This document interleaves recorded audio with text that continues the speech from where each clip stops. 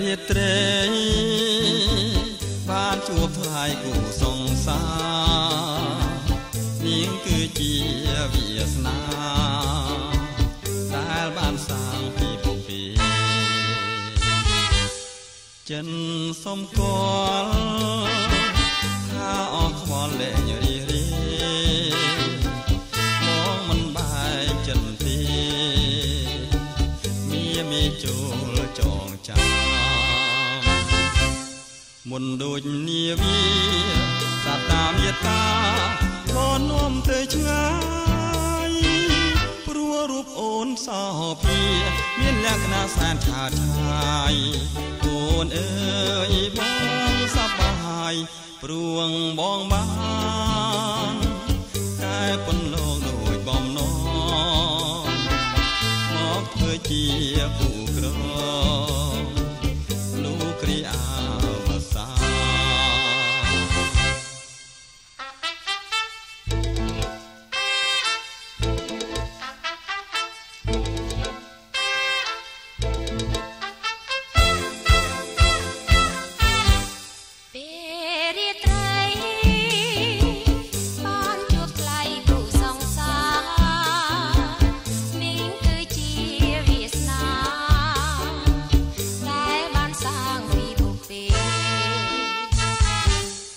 ចិន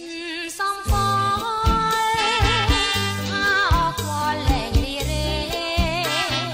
អូនមិនបាយចិនទេ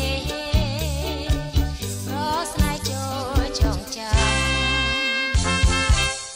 មុនដូចនាវាសតាមេតាបងនាំទៅឆ្ងាយព្រោះរូបបងសពីមានលក្ខណៈសែនឆាតឆាយ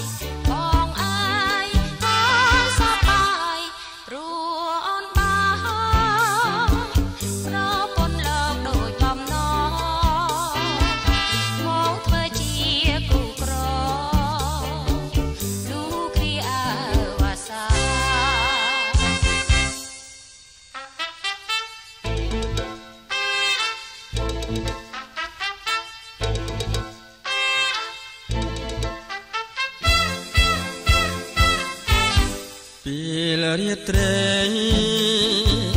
បានជួបថ្លៃគូសង្សារនាងគឺជាវាសនាដែលបានសាងពីពុពេចិនសំផថាអស់ខ្វល់លែងរីរេអូនមិនបាយចិនទេប្រស្នេហ៍ចូលចងចាំមុនដូចនាវីសតាមេតាបននាំទៅឆ្ងាយព្រោះរូបអូនសោភាមានលក្ខណៈសែនឆាតឆាយអូនអើយបងសប្បាយព្រួងបងបាន